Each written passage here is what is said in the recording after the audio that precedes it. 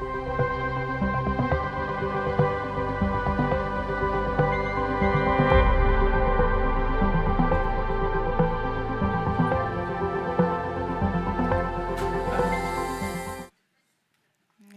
suur tänu! Suur tänu kutsumast. Ma loodan, et ma leidsin nüüd õige puldi, millega ma saan slaide vahetada. On see nii? Tõesti, tänan korraldajaid kutsumast meid sellele konverentsile ja kokkupuutepunkte konverentsi teema ja üleriigilise planeeringu vahel avamast. Ma pean küll tõesti sissejuhatuseks ütlema, et nüüd on tegemist kardinaalselt erineva ettekandega võrreldes varasemaga, et me tõesti sukeldume nüüd ruumilise planeerimise maailma. Ja koostamisel Majandus- ja Kommunikatsiooniministeeriumi juhtimisel on koostamisel uus üleriigiline planeering, mis seab pikaajalise visiooni ja strateegilise arengusuuna, kuidas me oma maad ja ruumi kasutame aastal 2050. Ja see on 3. kord, kui riik sellist planeeringut koostab. Ja selle koostamise ajend tulenes suuresti sellest, et Eesti on liitunud erinevate Euroopa Liidu poliitikatega. Meil on demograafiline muutus ees, meie rahvaarv väheneb ja uus üleriigiline planeering peab neid muutusi käsitlema ja neid erinevaid uusi ruumipoliitikaid ajakohaselt integreerima. Aga ma alustan võib-olla kõigepealt ka ajakavast, nagu alati. Üleriigilise planeeringu koostamine on eelnõu kokkupanemise etapis. Selle aasta lõpus saab ta koos mõjude hindamisega kokku ja uue aasta alguses läheme me avalikule väljapanekule ja arutelule, kus saab laiem sihtrühm ja erinevaid osapooli sellele kaasa rääkida. Käivitus meie protsess 2023. aastal, aga kõik ettevalmistavad tööd tegelikult said alguse juba 5 aastat enne seda, kui see otsus uue üleriigilise planeeringu koostamiseks tehti. Ja sellel skeemil on näha kõik erinevad teemad, millega üleriigiline planeering peab kokku puutuma. Need teemad tulenevad planeerimisseadusest, aga nad on kõik siin elukeskkonnas ja ruumis ja maakasutuses omavahel väga tihedalt põimunud, et kui me neid planeerimispõhimõtteid nüüd siin protsessi jooksul välja töötame, siis on näha, et neid kokkupuutepunkte ja põimimist on siin omajagu.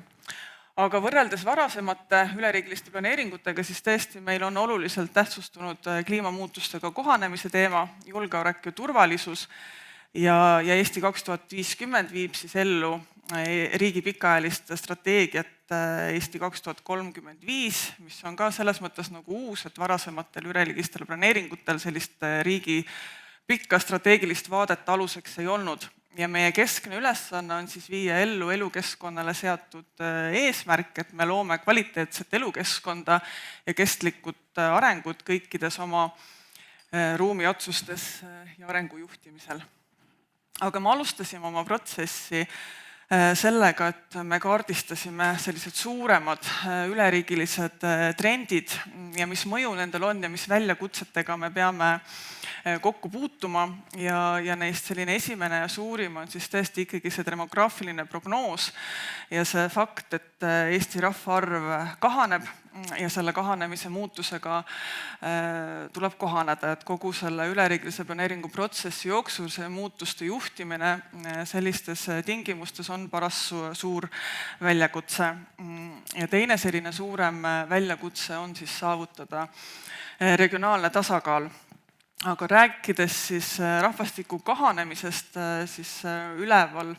paremal üleval olev valgusfoori värvides kaart illustreerib seda, et see kahanemine toimub meil ruumiliselt ebaühtlaselt, et see kasv, need rohelised alad on koondunud peamiselt suuremate linnade ümbrusesse ja see kahanemine ehk see punased alad on valdavalt meie äärealadel, aga kõige enam tõesti Ida-Virumaal ja Kagu-Eestis, aga ka meie sellistes ajaloolistes tugevates maakonnalinnades tänaste protsesside jätkumisel, kui me ikka ruumipoliitiliselt, regionaalpoliitiliselt väga tugevasti ei sekku, siis kahanevad ka meie Viljandi ja Rakvere suurused linnad ligi 30% ulatuses.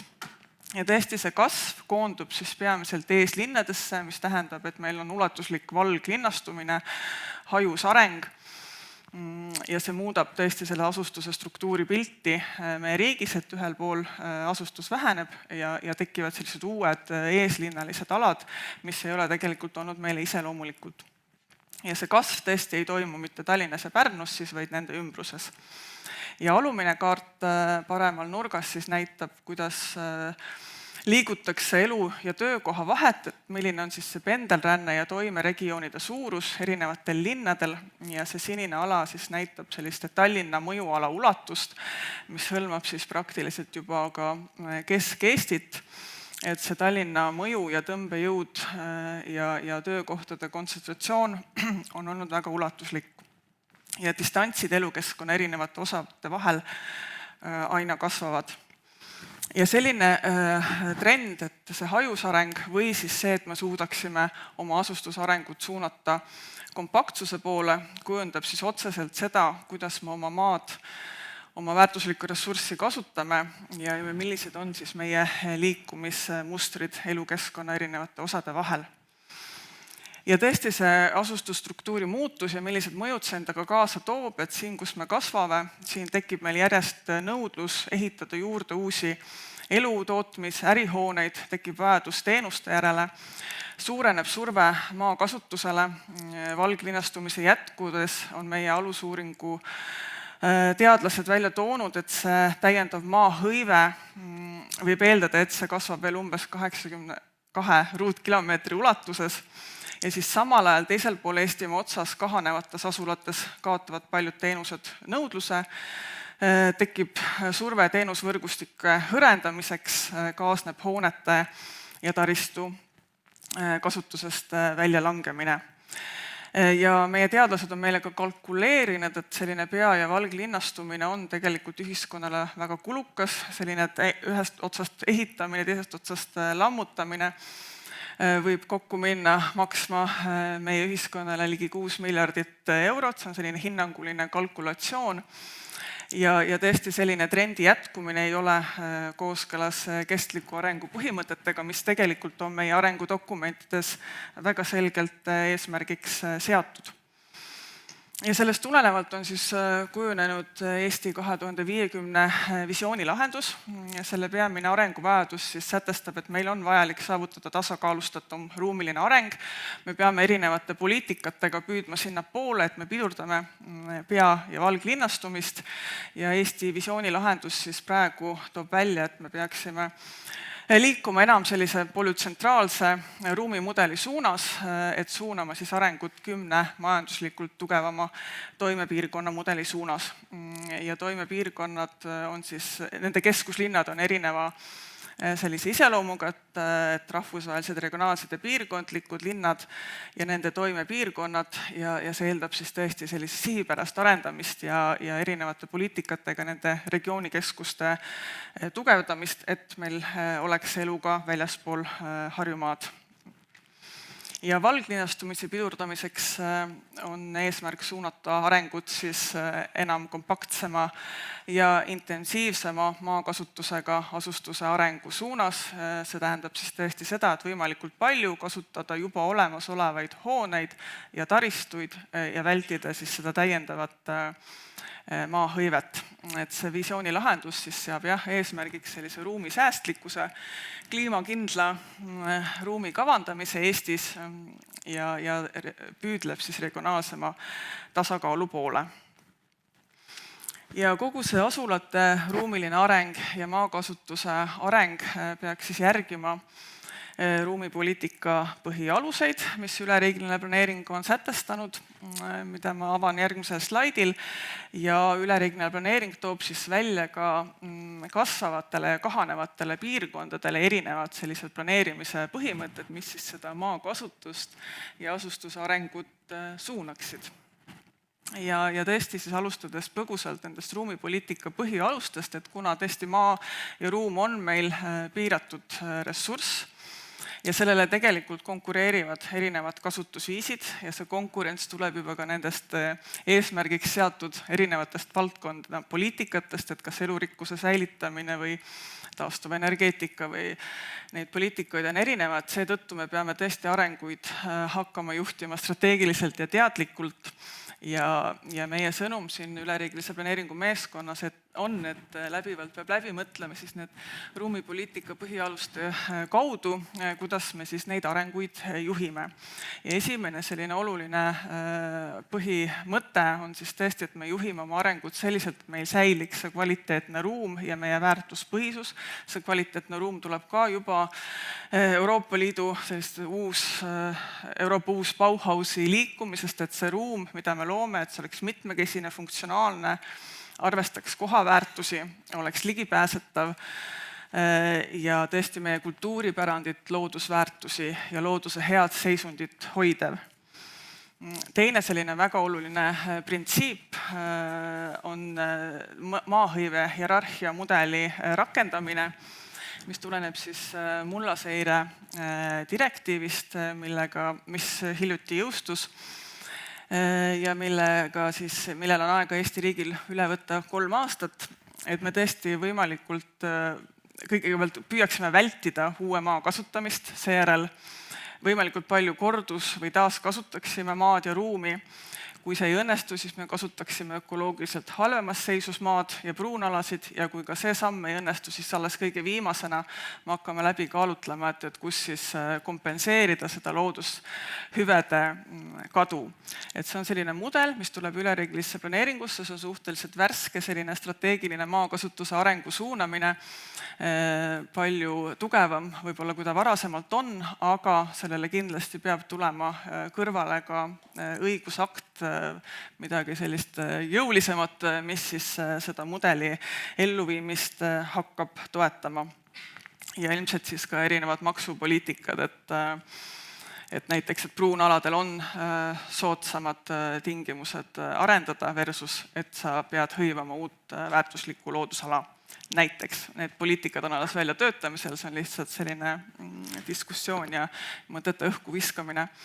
Kolmas selline väga oluline ruumipoliitika põhialus on maa ja ruumi kooskasutus. See on ka nüüd seotud selle maa konkurentsiga. Maa ja ruumi kooskasutus siis aitab tõhustada olemasoleva ruumi taristu ja hoonestuse kasutamist, aitab samamoodi vähendada uute alade hõivamist, et me erinevaid funktsioonid püüaksime integreerida ja neid koos kasutada, et siin võib-olla näitisena tänavaruum, et tänavaruumis oleks meil elurikkus, et meil oleks hea avalik ruum jalakäijatele, aga samal ajal siis kõik erinevad liiklejagrupid saaksid seal liikuda. Ja viimasena tooksin välja siis see mitmekesistamine ja tasakaalustatud tihendamine, mis on oluline ruumipoliitika alus. Ja nüüd natukene tutvustaksin ka mõningaid planeerimissuuniseid, mis siis arvestavad nii seda kestlikku maakasutust kui ka siis ka kasvamise ja kahanemisega kohanemist. Kasvavatele piirkondadele siis enne kõike keskendutakse sellise kvaliteetse ja läbimõeldud tihendamisele ja kliimaneutraalsuse põhimõtetele.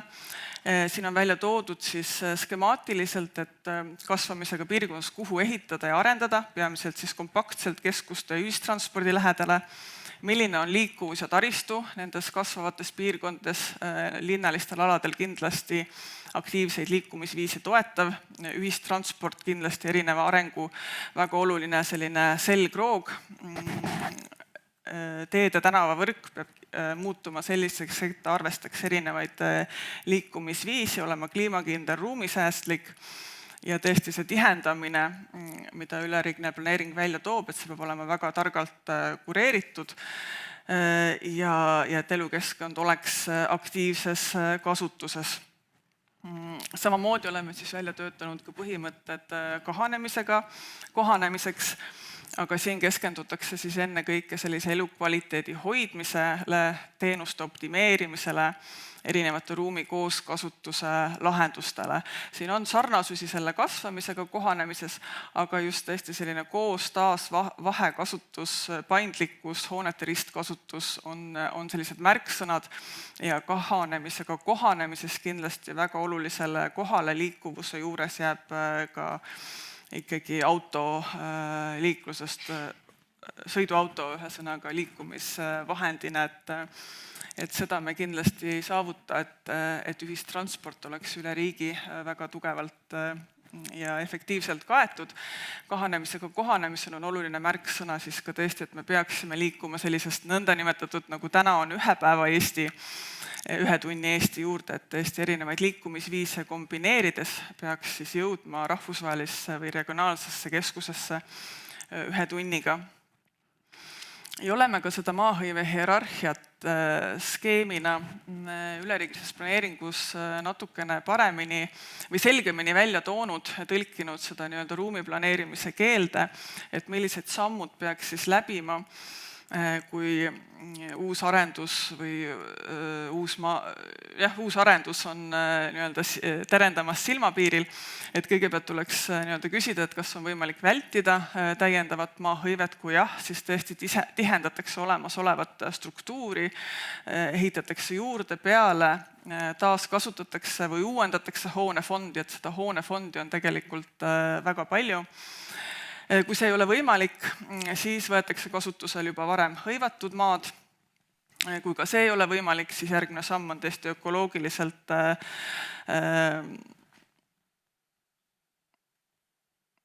heas seisus metsa või viljaka põllumaa kasutus kuni siis selleni, et kui see ei õnnestu vältida, siis tuleb see ehitamine heas seisus maale kompenseerida.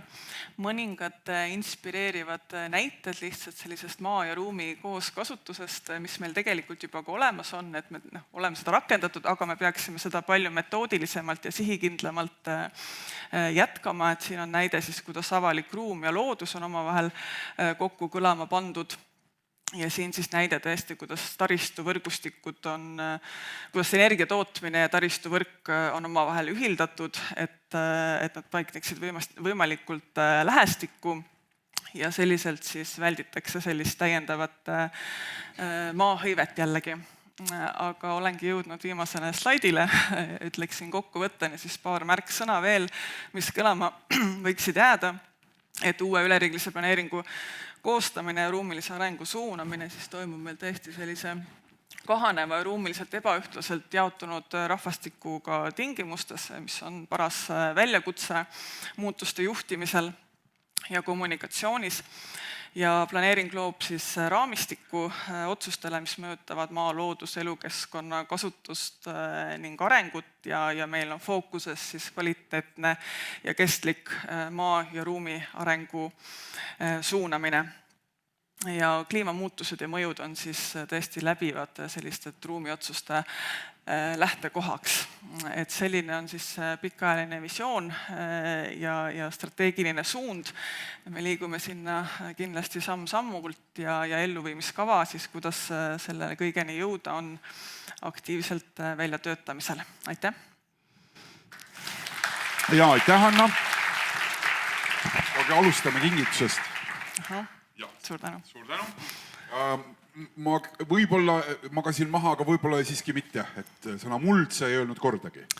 Jah, maakasutuse suunamisele keskendusin. Ja võib-olla mind kõige teravamalt huvitaski see, et kui me ju teeme valikuid selle järgi, et hindame selle maa väärtuslikkust, et kas see maa väärtuslikkuse hindamine selle tegevuse raames on eraldi ka plaanis või lähtutakse mingitest nendest andmetest, mis juba on, mida ollakse varem kasutanud, mõeldes, et see plaan näeb sellist pikka perspektiivi, pikka plaani, siis tundub, et võiks olla see pilt, mille alusel me otsustame, et kas üks piirkond, millise väärtusega on, võiks olla päris värske. Ja mullakaarti hetkel uuendatakse, et praegu me seda üleriigilist planeeringut selle infoga ei kata, aga tõesti, kui üleriigilist planeeringut hakatakse ellu viima, siis neid mullakaarte või muud teadaolevat infot, mis siis hindab seda loodusliku seisundi väärtust, kindlasti kasutama hakatakse. Selge, aitäh! Ja saalilt rohkem küsimusi tulnud ei ole, nii et tõmbame siia praegu joone vahele. Suur tänu veel kord, Anna Semjonova, MKM.